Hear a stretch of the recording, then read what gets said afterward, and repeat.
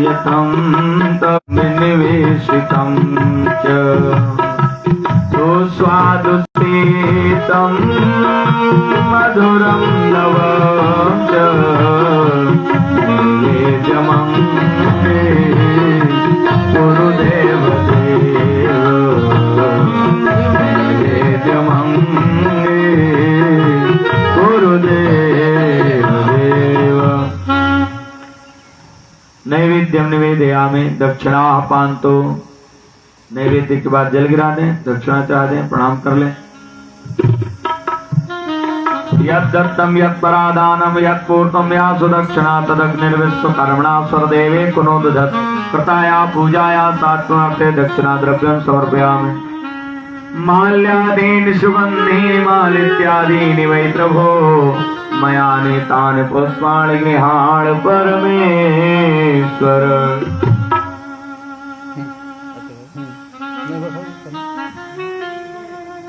माल्यादीनि सुगन्धीनि मालित्यादीनि वै प्रभो मया नीतानि पुष्पाणि गृहाण परमेश्वर।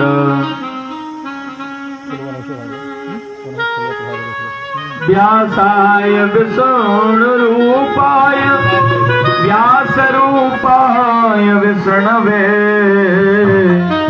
नमो वै ब्रह्मनिधये वासिष्ठाय नमो नमः।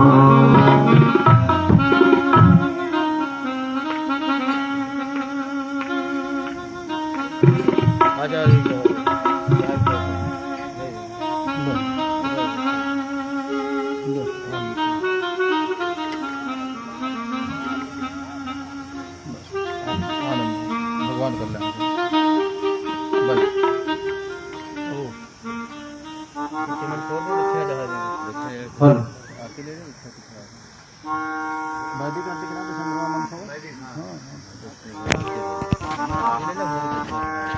ओम चंद्रमा मनसो जात शिक्षो सूर्यो वजायत श्रोत्राद वायुष प्राण सिंहाग्निरजायत।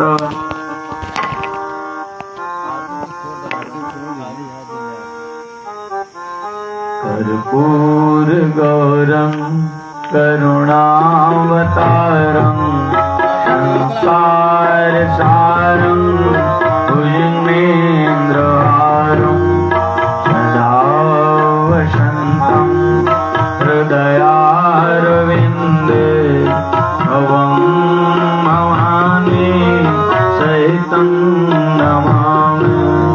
त्वमेव माता च पिता त्वमेव त्वमेव बन्धु च सखा त्वमेव त्वमेव विद्या द्रविणं त्वमेव त्वमेव सर्वं मम देव देव।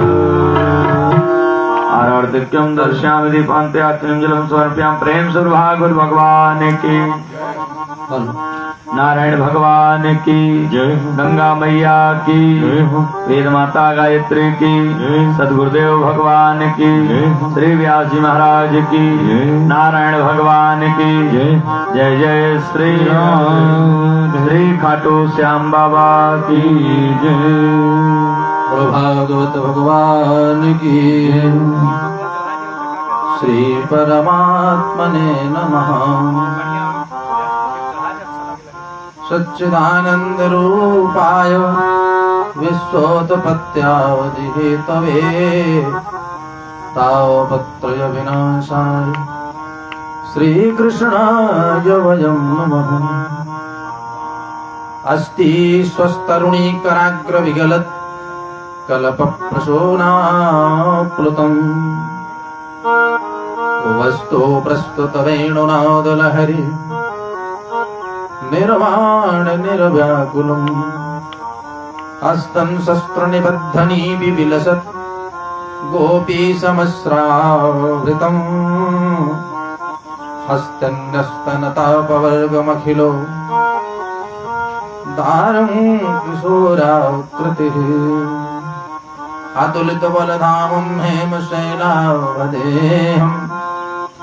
दनुजवनकृशानुं ज्ञानिनामग्रगण्यम् सकल गुण निधानम वानराणामधीशम रघुपति प्रिय भक्तम वात जातम नमामि। गुरुर्ब्रह्मा गुरुर्विष्णुः गुरुर्देवो महेश्वरः गुरुः साक्षात् परब्रह्म तस्मै श्री गुरुवे नमः। तस्मै श्री गुरुवे नमः। तो जब सौंप दिया अब भार तुम्हें, फिर तारो या मारो कहें हम क्या। जब सौंप दिया सब भार तुम्हें, फिर तारो या मारो कहें हम क्या। मन में कछु प्यारे विचार करो, इस दीन दुखी का सहारा है क्या। मझधार मिला के डुबो दो हमें, चाहे पार लगा दो किनारे पिलाओ। हम तेरे हैं तेरे रहेंगे सदा, अब और किसी को निहारेंगे क्या। हम तेरे हैं तेरे रहेंगे सदा, अब और किसी को निहारेंगे क्या। ब्रज पवन गोपी सुमन श्री राधा मकरंद, ब्रजवासी तरवर सकल मधुकर श्री नंदनंद। ब्रजे वसंतं नवनीत चौरम, गोपांगनानां जदुकूल चौरम।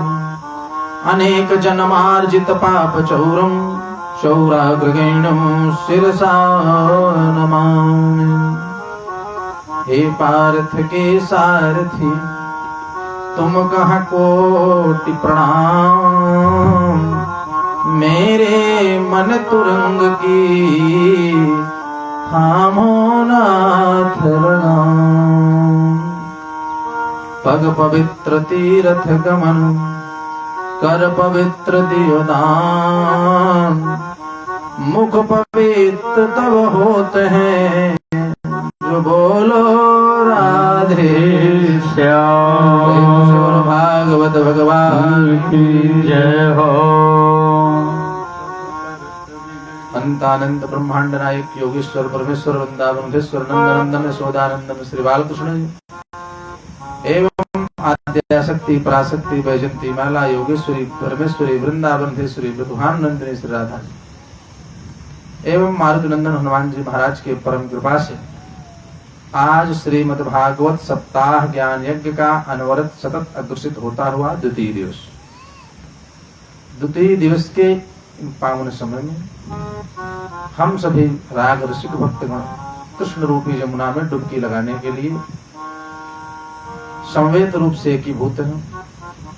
सभी भक्तों की मना स्थिति युगल सरकार राधा कृष्ण के चरणारविंद की ओर है। कल की कथा जहां पर विराम ठीक उसी के आगे की कथा में प्रवेश करने के लिए, प्रवेश करने से पहले मन वाणी जीवा को पवित्र करने के लिए 2 बार भगवान नाम संकीर्तन सब लोग करेंगे। उसके बाद जिस प्रकार से ठाकुर जी की कृपा होगी उस प्रकार से भगवान की कथा का अवगाहन किया जाएगा। सब लोग 2 मिनट कीर्तन बोले। सांसों का क्या भरोसा, रुक जाए कब कहाँ। सांसों का क्या भरोसा, रुक जाए कब कहाँ। तू जप ले नाम हरि का, तू जप ले नाम हरि का। यही आसरा यहाँ पर, सांसों का क्या भरोसा, सांसों का क्या भरोसा, रुक जाए कब कहाँ पे तुम।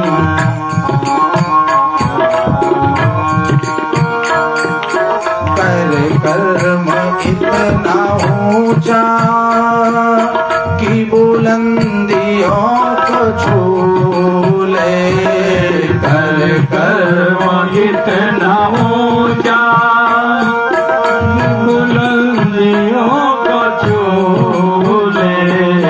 कर कर्म इतना ऊंचा कि बुलंदियों को छू ले। कर कर्म इतना ऊंचा कि बुलंदियों को छू ले। इज्जत से नाम तेरा, इज्जत से नाम तेरा आ जाए हर जुबान पर। इज्जत से नाम तेरा आ जाए हर जुबान पर। सांसों का क्या भरोसा, रुक जाए कब कहाँ पर। सांसों का क्या भरोसा। यदि हंस जैसा जीवन कर चाहता बसर तू, यह हंस जैसा जीवन कर सदा बसर तू। यदि हंस जैसा जीवन कर चाहता बसर तू। यदि हंस जैसा जीवन यदि चाहता बसर तू। चुन ले गुणों के मोती, चुन ले गुणों के मोती। बिखरे जहाँ जहाँ पर, सांसों का क्या भरोसा। रुक जाए कब कहाँ पर, सांसों का क्या भरोसा। रुक जाए कब कहाँ पर, तुम जो भूलना पड़ेगा। यही आसरा यहाँ पर, सांसों का क्या भरोसा। रुक जाए कब कहाँ पर, सांसों का क्या भरोसा। भक्तवत्सल भगवान की जय हो।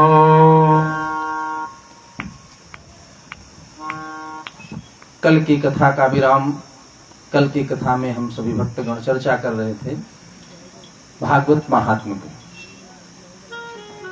सूत जी कहते हैं, हे शौनकादिर्षियों,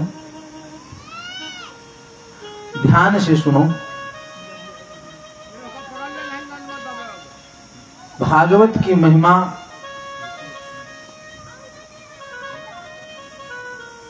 श्रीमद् भागवत महापुराण का श्रवण करके और किन किन लोगों को लाभ प्राप्त हुआ। किसी को मुक्ति मिली, भगवान के चरणों में किसी की भक्ति बढ़ी। क्या भक्ति महारानी ज्ञान वैराग्य को ही लाभ मिला या और किसी को लाभ मिला? सूत जी कहते हैं, शौनकादिर्षियों, तुंगभद्रा नदी के किनारे एक गांव है उत्तम नगर।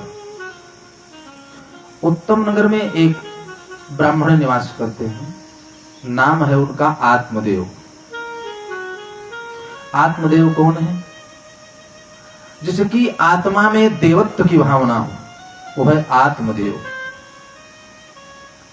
आत्मदेव बहुत विद्वान थे, परम ज्ञानी थे। प्रातः सायं 2 बार दिन में संध्या वंदन करते थे।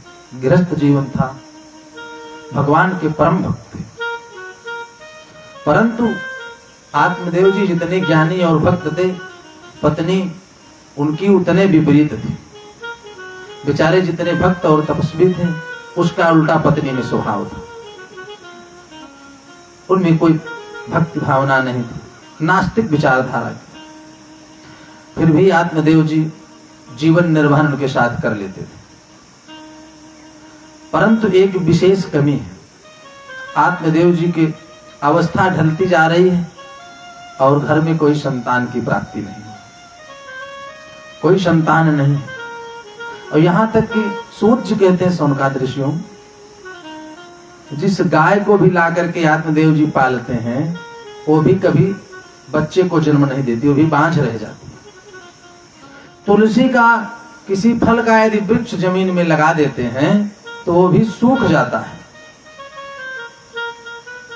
यही एक बहुत कष्ट है। एक दिन विचार करते करते मन में खिन्नता आई। आत्मदेव जी ने कहा, यदि हमें पुत्र नहीं है तो हमारा मरने के बाद क्रियाकर्म कौन करेगा, हमारी मुक्ति कैसे होगी। अब गृहस्थ जीवन में रहना ठीक नहीं है, चले कहां, जंगल की ओर। जंगल की ओर निकल पड़े कि अब जो है यही जंगल में नदी में डूब करके प्राणांत कर लेंगे, बिना पुत्र के हमारे कुल की परंपरा कैसे रहेगी। मन में कुतर्क विचार आते रहे और नदी के किनारे पहुंचे। और जब ही पहुंचे तो वहां एक परम संत का दर्शन हो गया। संत का दर्शन हुआ, देखिए भगवान की कृपा। आत्मदेव जी संत के चरणों में लेट करके प्रणाम किए। जब प्रणाम किए तो संत ने आशीर्वाद दिया और कारण पूछ लिया। कारण पूछ लिया तो बेचारे रोने लगे। रो रो करके बताए कि महाराज सब कुछ तो है, एक संतान नहीं, और आप तपस्वी हैं, संत हैं, आपके पास तो स्पेशल कोटा होता है, आप चाहें तो हमें एक पुत्र दे सकते हैं अपनी तपस्या के प्रभाव से। तपबल विप्र सदा बरियारा। वो ब्राह्मण जो तपस्वी है, जिसके पास त्याग है, तपस्या है, भगवान की भक्ति है, वो अपने तपस्या के प्रभाव से कुछ भी कर सकता है। तो महाराज आप हमको आशीर्वाद दीजिए कि हमें एक पुत्र की प्राप्ति हो जाए। संत जी ने आत्मदेव जी के मस्तक की रेखा को पढ़ा, देखा और देख करके कहा कि आत्मदेव जी, आपको इस जन्म में नहीं, आने वाले अगले 7 जन्म तक पुत्र योग नहीं। जब ये बताया तो आत्मदेव जी को और ग्लानि हुई मन में, तो रोने लगे। कहा महाराज मैं कुछ नहीं जानता, आप जैसे श्रेष्ठ संत यदि पुत्र नहीं दे पाए तो हमारा कल्याण और कोई नहीं कर पाया। चरण पकड़ करके लेट गए, हठ करने लगे। महात्मा जी को दया आ गई। संत हृदय नवनीत समाना। तुरंत ही आमंत्रित किया, भगवान से प्रार्थना किया, एक फल आत्मदेव जी को प्रदान कर दिया। कहा आत्मदेव जी ये फल ले लो, ले जाकर के अपनी पत्नी को दे देना। भक्ति और श्रद्धा पूर्वक इस फल को जो ग्रहण कर लेगी, ये संत का प्रसाद है, तो निश्चित ही उसे एक पुत्र की प्राप्ति हो जाएगी। पुत्र प्राप्त निश्चित हो जाएगी, परंतु कुछ शर्त है इस प्रसाद को, इस फल को खाने में। क्या शर्त है? संत ने बताया,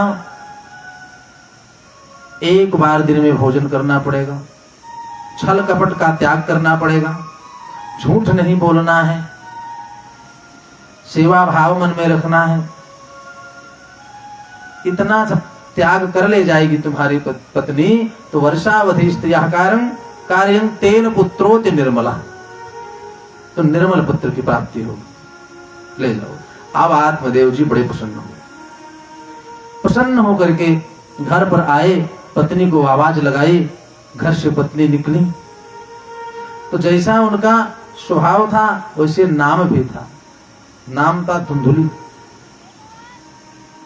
धुंध का अर्थ सायंकाल के समय जब निशीथ बेला होती है, तो जब दिन रहे न रात्रि रहे, स्पष्टीकरण जब दिन और रात का न हो जाए तो उसको धुंध समय कहते हैं।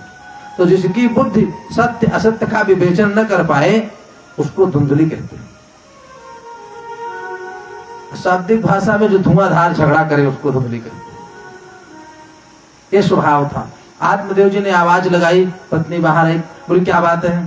कहा संत जी का प्रसाद लेकर के आया हूं, इसको लो, ग्रहण करो और एक पुत्र प्राप्त होगा आपको, सुंदर निर्मल पुत्र प्राप्त होगा, बहुत भगवान भक्त होगा। फल देकर के आत्मदेव तो प्रसन्न हो गए, चले गए बाहर। अब धुंधली ने विचार किया, सारे नियम बता दिए, संत जी के द्वारा बताए। विचार किया मान लीजिए मैं फल को खा लेती हूँ तो लोग कहते हैं कि फल, जब गर्भ में संतान आती है तो शरीर बढ़ता है, पेट बढ़ जाता है। अब पेट बढ़ जाएगा तो हमारा सौंदर्य नष्ट हो जाएगा। मान लीजिए उसको भी हम कैसे बचा लेंगे। रात्रि काल में घर में चोर आ गए, हम भाग नहीं पाए, पेट भारी है, फिर हमारा प्राण ले लेंगे, मारेंगे, पीटेंगे। सूर्य कहते हैं, हे शौनकादिर्षियों, एवं कुतर्क योगेनो फलम चाहम न भक्षिता। इस प्रकार मन में इतना कुतर्क आ गया कि धुंधुली ने फल को ग्रहण नहीं किया, वैसे रख दिया। और उसी दिन उसकी बहन आ गई। बहन ने पूछा कि क्या बात है, बहुत चिंता थे, आतुर हो। धुंधुली ने बताया कि क्या बताऊं बहन, महाराज जी फल लेकर के आए, हमको खाने के लिए बोले हैं। यदि मैं फल ग्रहण कर लेती हूँ और संतान की प्राप्ति हो गई तो हमें तो बहुत तकलीफ है। धुंधुली की बहन ने कहा कि आप चिंता मत करो, हमें गर्भ है, जो संतान होगी मैं आपको दे दूंगी चुपके से, उसके बदले में तुम मुझे धन दे देना और इस फल को फेंक दो, या तो फिर जो गैया है उसको खिला दो, फल का परीक्षण भी हो जाएगा और तुम्हारा काम भी बन जाएगा। बात मान गई, फल को ले जाकर के गाय को खिला दिया। कुछ समय बीता, आत्मदेव जी को बता दिया, सुनो अब हमें संतान हो गई है और पेट में झूठे कपड़ा बांध लिया। धीरे धीरे 9 माह बीत गए। सूर्य कहते शौनकादिर्षियों, अब यहां वो फल किसने ग्रहण किया? गाय ने। समय बीतता गया, धुंधुली के बहन को पुत्र की प्राप्ति हुई, लाकर के उसने धुंधुली को दे दिया। तो आत्मदेव जी को झूठे बता दिया कि पुत्र प्राप्त हो गया। अब आत्मदेव जी बड़े प्रसन्न हो गए, प्रसन्नता का ठिकाना नहीं रहा। और यहाँ पर जो फल गाय ने खाया था उससे भी एक सुंदर पुत्र प्राप्त हुआ, मनुष्य शरीर उसका भी, लेकिन दोनों कान जो थे वो गाय के समान थे। कान केवल गाय की तरीके से थे, बाकी पूरा शरीर मनुष्य का था। अब तो आत्मदेव जी बहुत प्रसन्न हुए, कहां एको पुत्र नहीं था और कहां 2-2 पुत्र की प्राप्ति हो गई। सुंदर भगवान का पूजन किया, प्रसन्नता हुई। कहा कुछ समय बीता, कहा अब नामकरण किया जाएगा। तो गाय से जो पुत्र पैदा हुआ था, आत्मदेव जी ने विचार किया कि इसका कान गाय के समान है, इसलिए इसका नाम रख देते हैं गोकर्ण। और जब बेटे का नामकरण करने की बारी आई तो धुंधुली ने मना कर दिया, सुनो प्रतीक्षा मैंने किया, पुत्र हमारा, नामकरण आप करोगे, नामकरण हमारे कहने पर होगा। तो आत्मदेव जी ने कहा कि देवी आप ही कर लो, पुत्र तो हमारा ही है, नामकरण करने से क्या, चलो आप ही नामकरण कर लो। धुंधुली ने कहा कि जैसा हमारा नाम है वैसे हमारे बेटे का नाम होगा। तो नाम उसका था धुंधुली और अपने बेटे का नाम रख दिया धुंधकारी। ध्यान दीजिए, धुंधुली, धुंध का मतलब न तो अंधेरा न तो प्रकाश, बीच में बुद्धि जो है अटकी रहे, विचार जो है कुतर्क योग में आता रहे, वो तो है धुंधुली।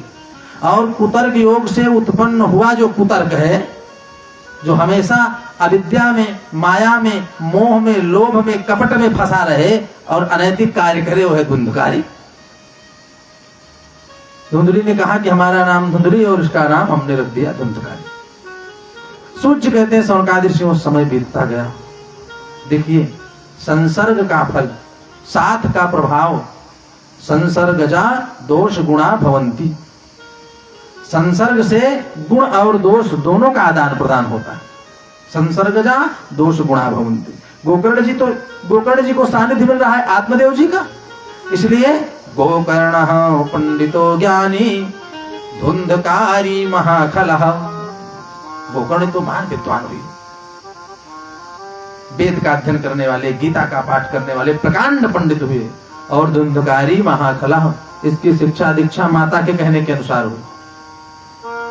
ध्यान दीजिए, गर्भावस्था के समय जिस प्रकार से अन्न ग्रहण किया जाता है, माताएं जिस प्रकार का अन्न ग्रहण करती हैं, जैसा मन में विचार उत्पन्न होता है, जैसी भावनात्मक स्थिति रहती है मन में, संतान ठीक उसी प्रकार से उत्पन्न होती है।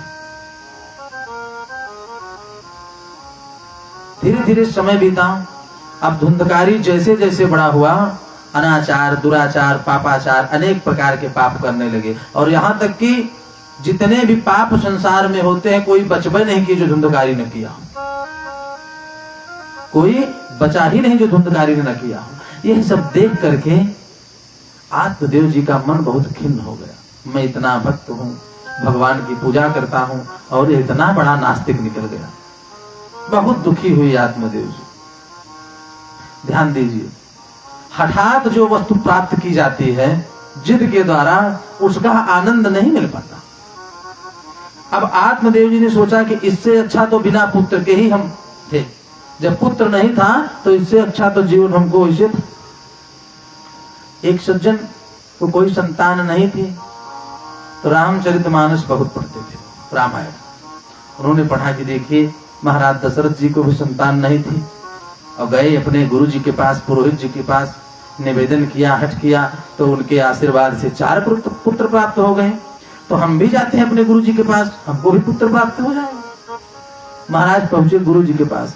गुरु जी ने पंचांग खोल करके देखा, कहा ऐसा करो कि पुत्रेष्ट यज्ञ करो और हरिवंश पुराण श्रवण करो, आपको पुत्र हो जाएगा। तो कहा ठीक है गुरु जी। गुरु जी की आज्ञा लेकर के आए, गुरु जी को बुलाए, हरिवंश पुराण सुना, यज्ञ कराई, संतान गोपाल यज्ञ कराया। प्रभु की कृपा हो गई, गुरु की कृपा हो गई, संतान की प्राप्ति तो हो गई। और धुंधकारी की तरह जब संतान बड़ी हुई तो वो भी अनाचार दुराचार करने लगी, पिता की बात को न मानना, दुष्ट कार्य करने लगी। तो पुनः गुरु जी के पास गए, कहा गुरुदेव आपने हरिवंश पुराण तो सुना दिया, हमको संतान प्राप्त हो गई, लेकिन बहुत कष्ट दिया उसने। तो कहा भाई आप क्या करें? हाँ महाराज कोई निर्वंश पुराण हो तो वो सुना दो, इस पुत्र से मुक्ति मिल जाए, अब इसका कष्ट में नहीं झेल पा रहा। आत्मदेव जी उसकी क्रिया से, उसके कार्यों से बहुत दुखी हुए और विचार किया कि अब क्या करना चाहिए। तो जाकर के अपने दूसरे पुत्र गोकर्ण जी से सलाह लेते। कहा बेटा बहुत तकलीफ है। तो गोकर्ण जी ने समझाया कि पिताजी सुनो, अब इस मोह माया में मत पड़ो, यहां आप बिल्कुल मत रहो। तो आत्मदेव ने कहा कि अब क्या करूं फिर? गोकर्ण ने कहा पिताजी देहे स्थिमांस रुधिरे भीमतिम त्यजत्वा जाया सुतादिषु सदा ममतां विमुञ्चो पश्यानिशं जगदिदं क्षणभङ्गनिष्ठं वैराग्य राग रसिको भव भक्तिनिष्ठम। ये जो शरीर है देहे स्थिमांस रुधिरे भीमतिम त्यजत्वा, ये जो देह है, शरीर है, रक्त का मांस का बना हुआ, इससे मोह छोड़ दो आप।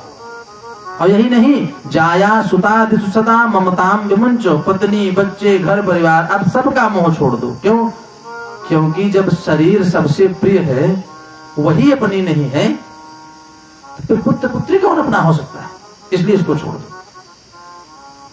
विमतिम त्यजत्वा जाया सुता दिशु सदा ममताम विमुंचो पश्यानिशं जगदिदं क्षणभंगनिष्ठम। पश्य माने देखो, संसार को क्षणभंग रूप में देखो, क्योंकि संसार ही स्थिर नहीं है। पश्यानिशं जगदिदं क्षणभंगनिष्ठम। तो आत्मदेव जी ने कहा कि क्या करें पुत्र? बोले वैराग्य राग रसिको भव भक्ति निष्ठम। वैराग्य ले लो, छोड़ दो इस सबको, भगवान के भक्त बन जाओ, रसिक बन जाओ और परमात्मा की कथा श्रवण करो, भगवान का चिंतन करो, अब इस मोह को परित्याग कर दो। तो कहा चलो बेटा मैं मोह को परित्याग कर देता हूँ, तो क्या करूं, कहाँ जाऊं? कहा आप यहाँ से जंगल की ओर चले जाइए और धर्मं भजस्व सततम त्यज लोक धर्मान सेवस्य साधु पुरुषान् जहि काम तृष्णाम् अन्यश्च दोष गुण चिंतनमाशु मुक्त्वा सेवा कथा रसमहो नितराम पिबत्तुम धर्मं भजस्व सततम त्यज लोक धर्मान। गोकर्ण ने कहा कि हे पिताजी, धर्म माने परम धर्म को भजो, धर्मम भजस्व सततम और त्यज लोक धर्मान। जो लोक धर्म है, सांसारिक धर्म है, इसको छोड़ करके परम धर्म माने भगवान का नाम जो है उसको भजो। और क्या करो? सेवस्व साधु पुरुषान् जहि काम तृष्णाम, साधुओं की महापुरुषों की सेवा करो, जहि काम तृष्णाम, काम को और तृष्णा को त्याग करके। और क्या करो, अन्यश्च दोष गुण चिंतन मासु मुक्त्वा, न तो किसी में गुण देखो और न किसी में दोष देखो। अच्छा ये बताओ, दोष तो न देखे पाप होता है, लेकिन गुण क्यों न देखें? गुण इसलिए न देखें कि अगर हम किसी में गुण अधिक देखेंगे तो उसके प्रति आसक्ति बढ़ेगी, आसक्ति बढ़ जाएगी तो मोह बढ़ेगा, और मोह पापस्य कारणम। इसलिए न तो गुण देखो और न ही दोष देखो। अन्यश्च दोष गुण चिंतन मासु मुक्त्वा, और सेवा कथा रसमहो नितराम पिबत। तुम सेवा करते रहो, भगवान की कथामृत का पान करते रहो निरंतर। जब गोकर्ण जी ने पिता आत्मदेव को समझाया तो ज्ञान प्राप्त हो गया, और तुरंत ही गृहस्थ जीवन का परित्याग करके जंगल की ओर चले गए। श्रीमद् भागवत महापुराण के 10वें स्कंद का पाठ करते हुए आत्मदेव जी ने अपने मन को भगवान के चरणों से जोड़ दिया। और जब पिताजी नहीं रहे तो गोकर्ण जी बेचारे किसके सहारे रहते? वो भी तीर्थ यात्रा के लिए निकल पड़े। अब यहाँ बचा धुंधकारी और उसकी माँ धुंधली। अब तो पिता भी नहीं रहे, गोकर्ण भी नहीं रहे, आतंक अत्याचार और बढ़ गया। माता से धन मांगता, धन न मिलने पर पिटाई करता। पुत्र के द्वारा जब मां प्रताड़ित होने लगी धुंधली, तब उसको आत्मदेव जी की याद आई, परंतु तो जा चुके थे। खिन्न होकर के कुएं में कूद करके धुंधली ने अपना प्राणांत कर लिया। कुएं में कूद करके जान दे। अब धुंधकारी स्वतंत्र हो गया, परम स्वतंत्र न सिर पर कोई। सूर्य कहते हैं, हे शौनकादिर्षियों, इतना पाप किया कि दिन भर काट मार लूटपाट करता और 5 वैश्याओं को ला करके घर में रख लिया। खूब मार काट करता, दिन रात भर चोरी करता, दिन भर आकर के विलासिता करता। तो वैश्याओं ने एक दिन विचार किया कि दिन भर चोरी करके धन लाता है, यदि एक दिन पकड़ा गया तो इसके साथ हम भी दंड प्राप्त करेंगे, दंड की भागीदार होंगे। ऐसा करो, यहां से निकल चलो। रात के समय जब धुंधकारी वापस लौटा चोरी करके, तो 5 वेश्याओं ने उसको चारपाई में बांध दिया, और बांध करके खूब पिटाई की, फिर भी प्राण नहीं निकला। क्यों? जन्मत मरत दुसह दुख हो। जन्म के समय और मृत्यु के समय इतनी पीड़ा होती है कि जीव सहन नहीं कर पाता, परंतु जन्म के समय सारी बातें याद रहती हैं और जन्म होते ही सब भूल जाता है, तो हम किसी को बता ही नहीं पाते कि कितनी पीड़ा हुई थी। और मरते समय यदि हम बता भी दी तो कोई सुनने वाला नहीं रहता, कौन सुनेगा? जन्म और मृत्यु के समय बहुत पीड़ा होती है। अब प्राण नहीं निकल रहा था, तो सूर्य कहते हैं शौनकादिर्षियों, जलते हुए लकड़ी के अंगार को मुंह में डाल दिया धुंधकारी के, और इतनी तकलीफ हुई, हाय हाय चिल्लाते हुए प्राण निकले। वेश्याओं ने धन को बटोरा और बटोर करके निकले। कुछ समय बीता, गांव वाले जाकर के घर में देखे तो धुंधकारी मरा पड़ा था, कोई उस घर में नहीं जाता था। धीरे धीरे घर गिरने पड़ने लगा। काफी समय बीत गया, 20-25 वर्ष बीत गए, 50 वर्ष बीत गए। अब वो जो मकान था धीरे धीरे खंडहर में परिवर्तित हो गया। और इधर तीर्थ यात्रा में निकले थे गोकर्ण जी, उनको समाचार मिला कि हमारा भाई अब इस दुनिया में नहीं रहा, तो उन्होंने गया में जाकर के पिंडदान किया। कुछ भी हो है तो हमारा भाई, गया में जाकर के श्राद्ध कर्म किया। समय बीतता गया। एक दिन गोकर्ण जी के मन में विचार आया, चल करके अपने मातृभूमि का दर्शन कर आऊं। आए, देखा तो जो घर था वो खंडहर में परिवर्तित हो गया था। तो संत जीवन था, एक आसन आंगन में बिछाया, जमीन पर लेट गए। जमीन पर लेट गए और अर्धरात्र का जैसे ही समय आया, सूर्य कहते हैं शौनकादिर्षियों, धुंधकारी मरा अकाल मृत्यु और प्रेत योनि प्राप्त कर लिया। और इतना बड़ा प्रेत हुआ, कभी बानर का रूप धारण कर ले, कभी अग्नि का रूप धारण करे, कभी हाथी का रूप धारण करे, ऐसे ऐसे विशाल रूप धारण करके आवे और गोकर्ण जी को परेशान करना प्रारंभ। गोकर्ण जी ने देखा, अरे ये कौन है? कमंडल से जल निकाला, आमंत्रित किया, और ज्यों ही छींटा मारा तो बोलने की चेतना आ गई। गरुड़ पुराण में वर्णन आता है कि जो प्रेत योनि जीव धारण कर लेता है तो सबसे बारीक जो सुई होती है उससे भी 100वां भाग छिद्र जो होता है उतना बड़ा मुख प्रेत का होता है। 1000 वर्ष प्रेत की आयु होती है।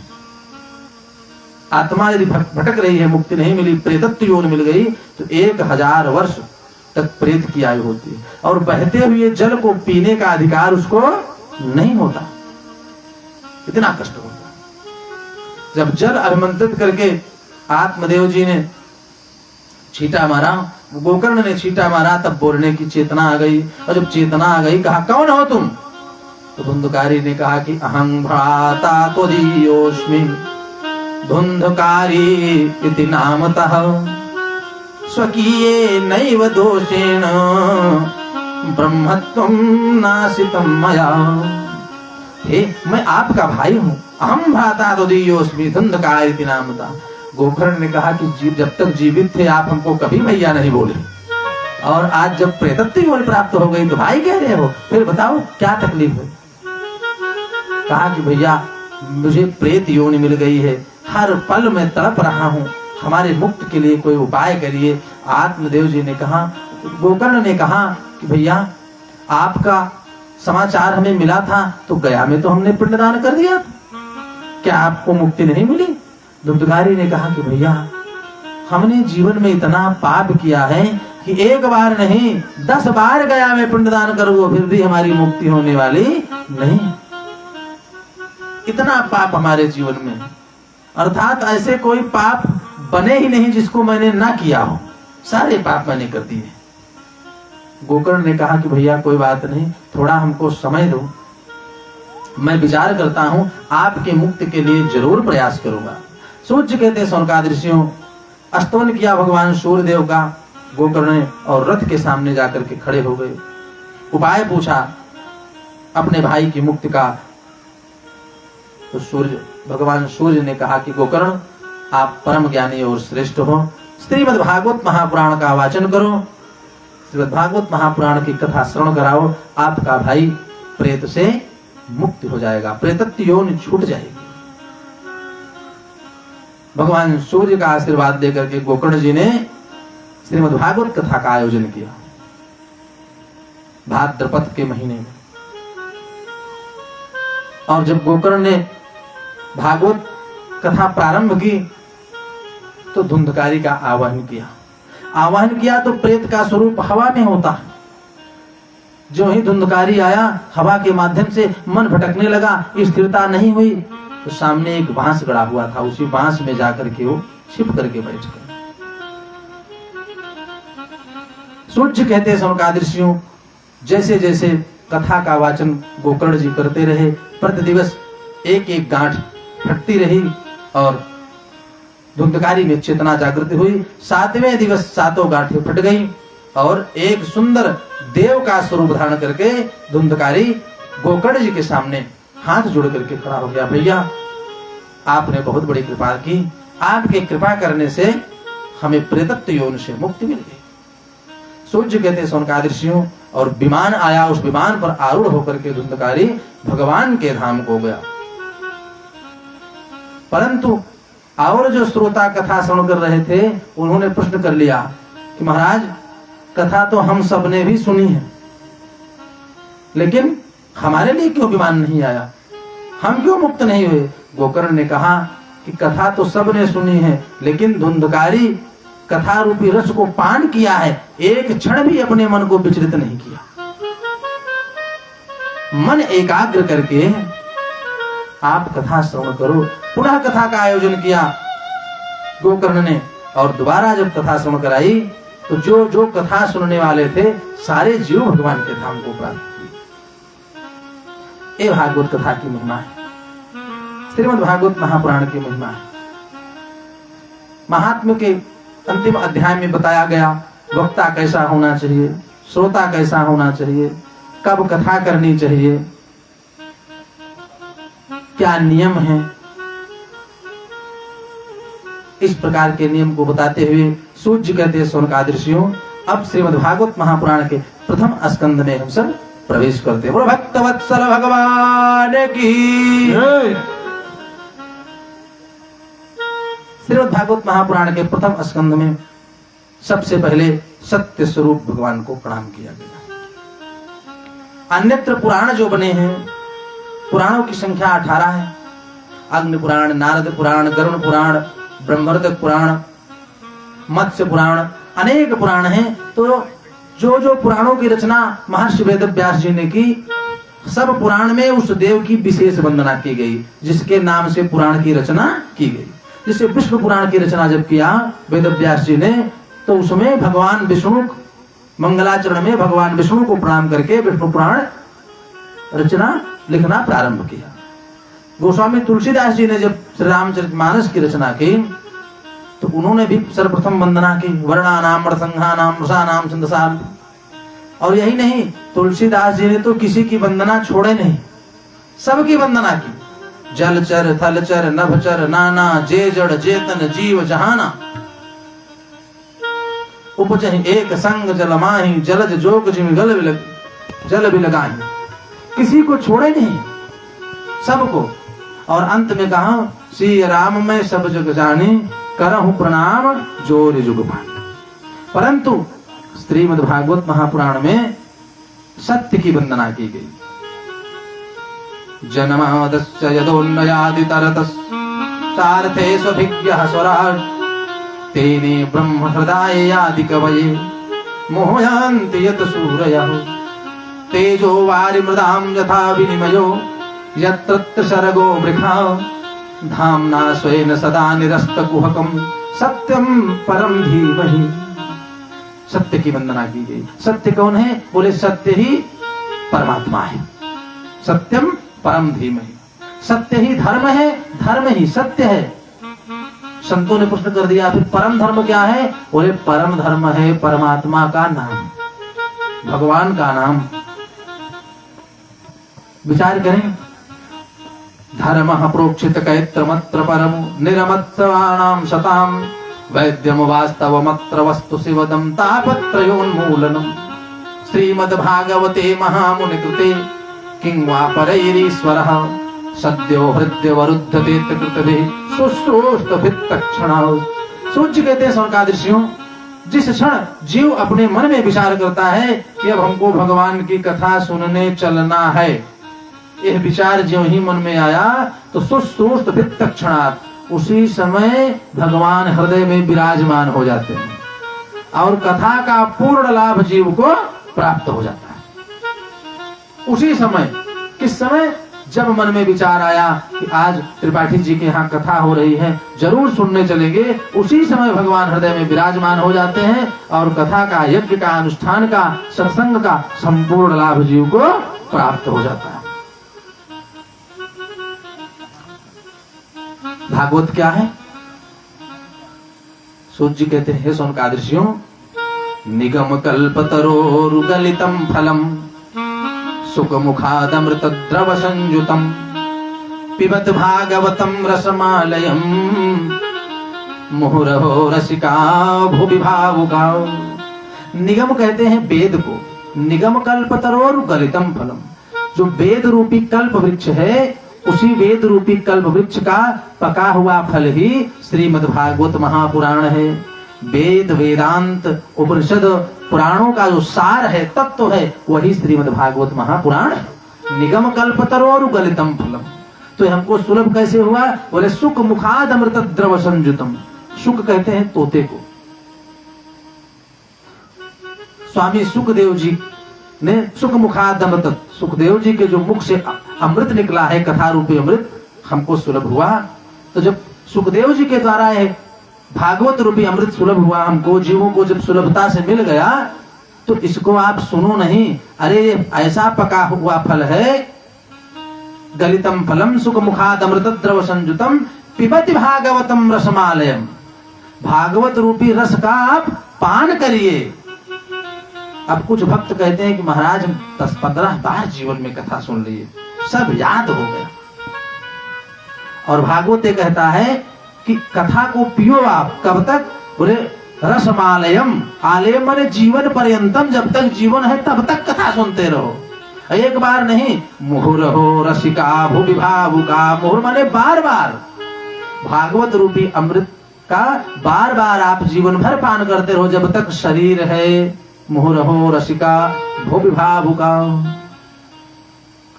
अब सूत जी कहते हैं, शौनकादृशियों, सतयुग, त्रेता, द्वापर और कलयुग 4 युगों को मिलाकर के परम परमात्मा का 24 अवतार होता है। 24 बार भगवान 4 युगों को मिलाकर के अवतार ले चुके हैं। इन 24 अवतार में 2 ब्रह्म अवतार हैं। कौन? एक भगवान श्री राम का, दूसरा परमात्मा श्री कृष्ण का। ये 2 पूर्णावतार है भगवान के, बाकी 22 अंशावतार है। 22 अवतार अंशावतार है भगवान के और 2 पूर्ण ब्रह्म अवतार है। श्रीमद् भागवत महापुराण के अंतर्गत पांडव स्वर्गारोहण की कथा 2 बार वर्णित हुई। पहला प्रथम स्कंध में, दूसरा 10वें स्कंध में। सूर्य कहते सौनकादृश्यों, समय है महाभारत के होने के पहले। पांडव जो थे उनको दूत क्रीड़ा में, जुआ के खेल में कौरवों ने हरा दिया और हारने के बाद उनको 12 वर्ष का वनवास मिला और 1 वर्ष का अज्ञातवास मिला। शर्त ये रखी गई कि अज्ञातवास के समय यदि पता चल जाएगा तो पुनः 12 वर्ष का वनवास आपको हो जाएगा।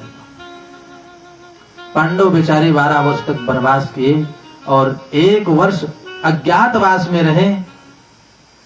1 वर्ष पूरे होने के 1 महीने पहले ही दुर्योधन को पता लग गया कि पांडव यहाँ पर निवास कर रहे हैं। अज्ञातवास पूरा करके जब पांडव आए, कहा भैया आप हमारा वनवास और अज्ञातवास पूरा हो गया, अब हमारा राज्य हमको वापस करो। दुर्योधन ने कहा कि भैया सूचिकाग्रम नैव दासामि बिना युद्धेन, मैं बिना युद्ध के सुई के नोक के बराबर भी जमीन आपको नहीं दूंगा, राज्य देने का तो कोई मतलब ही नहीं। पांडव बेचारे बड़ी दुखी हुए। द्वारिकाधीश भगवान कृष्ण का स्मरण किए, भगवान आए द्वारिकापुरीश। कहा युधिष्ठिर बताइए। युधिष्ठिर ने कहा कि हमारा आप कौरवों से समझौता करा दीजिए, हम युद्ध नहीं करना चाहते, हमारा समझौता करा दीजिए। वैसे तो हस्तिनापुर के राजा पांडव हमारे पिता थे, तो उनके अनुसार राज्य का उत्तराधिकारी मैं हुआ, परंतु ये भी हमारे परिवार हैं, चाचा के लड़के हैं दुर्योधन इत्यादि, 100 भाई हैं, परिवार बड़ा है, तो आधा राज्य इनको दे दिया जाए, आधा हमको दे दिया जाए नियम के अनुसार। हे प्रभु हमारा आप समझौता कराइए। भगवान ने कहा मैं समझौता तो करा दूं, ये दुर्योधन ना माने तो क्या करूंगा? आप अपनी सारी शर्त बता दो, तब मैं बात करूंगा दुर्योधन से। युधिष्ठिर ने कहा कि वैसे तो आधा है हमारा राज्य पूरा, परंतु आधा कौरवों को दे दिया जाए, आधा हम 5 भाई को दे दिया जाए। भगवान ने कहा इस पर न माना तो दुर्योधन, कहा इस पर नहीं माना तो एक काम करो, आधे पर जब नहीं मानेगा तो हमको 5 गांव दे दिया जाए, सारा राज्य उसको दे दिया जाए, हम 5 भाई हैं, एक एक गांव को लेकर के अपना गुजारा कर लेंगे। भगवान ने कहा अगर इस पर भी नहीं माना दुर्योधन तो, कहा भैया इस पर भी नहीं माना तो 5 महल बनवा दिया जाए हमारे लिए, एक एक महल हम 5 भाई को मिल जाए, हम फिर भी झगड़ा नहीं करना चाहते, हम दुर्योधन से झगड़ा नहीं करना चाहते, हमारी कोई मंशा नहीं। भगवान ने कहा कोई बात नहीं, लेकिन इस पर भी न माने तो। तब युधिष्ठिर ने कहा कि हे गोविंद, अगर इस पर भी दुर्योधन न माने तो एक महल बनवा दिया जाए, उससे कह देना, और एक महल में 5 कमरे बनवा दिए जाए, हम 5 भाई एक एक कमरा लेकर के गुजारा कर लेंगे, लेकिन युद्ध नहीं करना चाहते। भगवान ने कहा अब मैं बात करता हूं, अब बताइए संपूर्ण राज्य दे दिया तो अब समझौता कराने के लिए क्या बचा है? रथ पर आरूढ़ होकर के भगवान दुर्योधन के पास पहुंचते हैं, प्रस्ताव रखा। दुर्योधन पांडव झगड़ा नहीं करना चाहते, युद्ध नहीं करना चाहते, उन्होंने आपको निवेदन स्वरूप प्रणाम करते हुए यह याचना की कि हमको 5 कमरे दे दिए जाए, हम गुजारा कर लेंगे। दुर्योधन ने कहा एक सुई के नोक के बराबर जमीन में हे केशव नहीं दान कर सकता बिना युद्ध किए।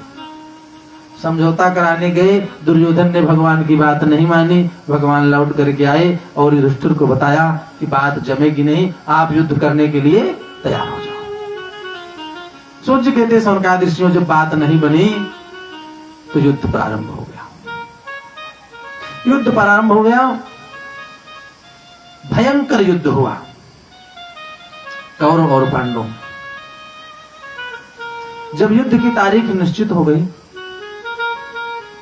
इस दिन युद्ध प्रारंभ होगा, तो युधिष्ठिर ने अर्जुन को कहा कि भैया आप चले जाओ द्वारिकापुरी, जा करके वहां भगवान से सहायता मांगो, गोविंद से सहायता ले लेना।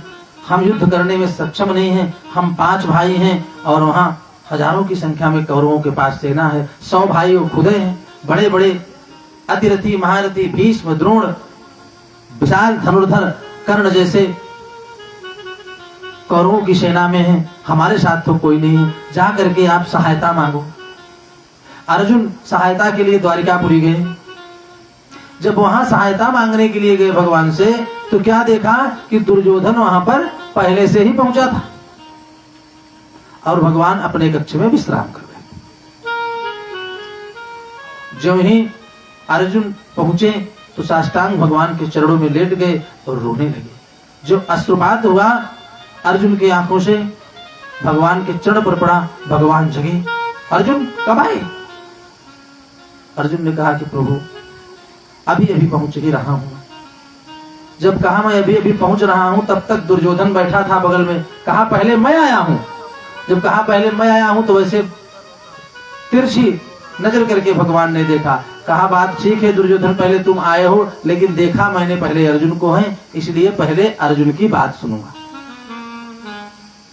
अर्जुन ने कहा कि प्रभु चाहे जो हो, लेकिन दुर्योधन हमारा बड़ा भाई है, पहले उसी की बात सुन लीजिए। भगवान ने कहा दुर्योधन बताओ। कहा कि आपको पता है युद्ध प्रारंभ होगा, तो हम आपसे सहायता के लिए आए हैं, हमें आपकी सहायता चाहिए। भगवान ने कहा देखो भैया, हम हैं, युद्ध तो करेंगे नहीं, तो या तो हमको ले लो, ले चलो, या तो हमारी सेना ले जाओ, जो आपको अच्छा लगे। सेना हमारी युद्ध करेगी और हम कोई झगड़ा झंझट नहीं करेंगे, युद्ध नहीं करेंगे। हाँ ले चलोगे तो हम सलाह नीति जरूर बताएंगे आपको। दुर्योधन ने सोचा युद्ध में नीति बताने के लिए हमारे मामा शकुनी कम थोड़ो है, उनसे बढ़िया कौन नीति बताएगा। वहां लड़ाई करनी है, युद्ध करना है, नीति बताने के लिए हमारे मामा पर्याप्त हैं। कहा कि हे प्रभु नीति बताने वाला हमारी सेना में है, आप हमको सैनिक दे दीजिए बस। भगवान ने कहा कोई बात नहीं, सेना ले जाओ। अब अर्जुन से पूछा कि अर्जुन आप बताओ, अब तो सारा माखन निकल गया, मैं केवल अकेले बचा हूं। अर्जुन ने कहा कि प्रभु कोई बात नहीं, माखन चला गया उसकी कोई चिंता नहीं, माखन चोर अभी बचा है, हमको आपकी सहायता चाहिए, आप हमारे साथ आइए, आपका आशीर्वाद हमको मिलेगा, हम युद्ध पर विजय प्राप्त करेंगे। गोविंद ने कहा कोई बात नहीं। जो ही प्रथम दिवस युद्ध क्षेत्र में भगवान पहुंचे, अर्जुन प्रतीक्षा ही कर रहे थे। जैसे भगवान पहुंचे, घोड़ों की लगाम अर्जुन ने पकड़ा और पकड़ करके भगवान द्वारिकाधीश के हाथ में दे दिया। भगवान ने कहा हम आपका रथ हाँके। अर्जुन ने कहा कि प्रभु आप ही ने तो कहा था कि हम आपके साथ चलेंगे, युद्ध नहीं करेंगे। तो युद्ध नहीं करोगे तो और कोई काम बचे नहीं, इसलिए सारथी बन जाओ। भगवान ने कहा कोई बात नहीं। लगाम पकड़ी घोड़ों की भगवान और रथ हाँकने के लिए बैठ गए। अब आप जरा विचार करिए, जिसका रथ परब्रह्म परमात्मा स्वयं चला रहा है वो कभी हार सकता है? जिसके रथ को भगवान हाँक रहा तो कभी युद्ध में हार सकता है या जीवन क्षेत्र में परास्त हो सकता है? ऐसा कभी नहीं हो सकता। सूर्य कहते हैं हे स्वर्गादृश्यों, भयंकर युद्ध हुआ, बड़े बड़े वीर वीर गति को प्राप्त हो गए। परिणाम युद्ध का यह हुआ कि कौरवों की सारी सेना का संहार हो गया। भीम ने अपनी गदा से दुर्योधन के मेरुदंड को तोड़ दिया, पैर को तोड़ दिया और उस युद्ध क्षेत्र में पड़ा दुर्योधन करा रहा। यथा मृदे कौरव सृंजयानां वीरे ख्यातो वीर गतिं गतेषु वृकोदरा वृद्ध गदा विमर्शो भगनो रुदंडे धृतराष्ट्रपुत्रे। बड़े बड़े वीर वीर गति को प्राप्त हो गए और दुर्योधन उस युद्ध क्षेत्र में कराहता हुआ पड़ा है। चील कौवे आकर के जो वीर वीर गति को प्राप्त हैं, शरीर को नोच नोच करके खा रहे हैं और कभी कभी तो दुर्योधन को भी मरा हुआ समझ करके उसको भी कभी चोंच मार देते, बड़ी तकलीफ होती। युद्ध क्षेत्र में बड़े बड़े रो रहा है। इतने में जो पांडव और कौरव के गुरु हैं, गुरु द्रोणाचार्य, उनका बेटा अश्वत्थामा आया और आया दुर्योधन के पास, कहा मित्र मैं आपकी क्या सहायता कर सकता हूं, जरा बचाओ, मैं आपकी क्या सहायता कर सकता हूं। दुर्योधन ने कहा भैया हमारी अब क्या सहायता करोगे, हमारे पास खोने के लिए कुछ बचे नहीं, सब कुछ तो हमने खो लिया, फिर भी मैं आपका मित्र हूं, आप बताओ तो क्या तकलीफ आपको है, क्या दुख है, क्या कष्ट है। दुर्योधन ने कहा भैया जो देख रहे हो इससे भी बड़ा कोई कष्ट हो सकता है जीवन में। हाँ एक कष्ट और है हमको, हमारे 99 भाई मारे गए, हमको कोई पीड़ा नहीं। कौरव पक्ष के सारे अतिरथी वीर कर्ण, भीष्म, द्रोणाचार्य, बड़े बड़े वीर गति को प्राप्त हो गए, इस बात की भी कोई चिंता नहीं है। हमारा राज्य चला जाएगा, इस बात की कोई तकलीफ नहीं है। तो अश्वत्थामा ने कहा फिर क्या चिंता है आपको। कहा भैया हम 99 हमारे भाई वीर गति को प्राप्त हो गए, लेकिन पांडव 5 थे, 5 में से एक नहीं मारे गए, इसी बात की तकलीफ हमको, बस और हमको कोई चिंता नहीं। सोचिए अपने दुख की पीड़ा की कोई चिंता नहीं है। पांडव 5 बचे हैं मित्र, इसी की चिंता मुझे सता रही है कि शरीर छोड़ने से पहले हमारे मन में तकलीफ रह जाएगी कि हम सारे भाई मारे गए और दुश्मन के पक्ष में किसी का संहार नहीं हुआ, 5 पांडव जीवित हैं। अश्वत्थामा ने कहा आप चिंता मत करो, मैं 5 पांडवों का वध कर देता हूं। अच्छा, दुर्योधन ने कहा पांडव मूली गाजर दिखते हैं आपको, हमारी इतनी सेना का संहार हो गया, एको नहीं मरे, तुम कह रहे हो 5 पांडवों का वध कर देता हूं। सूर्य कहते स्वर्गादृश्यों, एक दिलासा दुर्योधन ने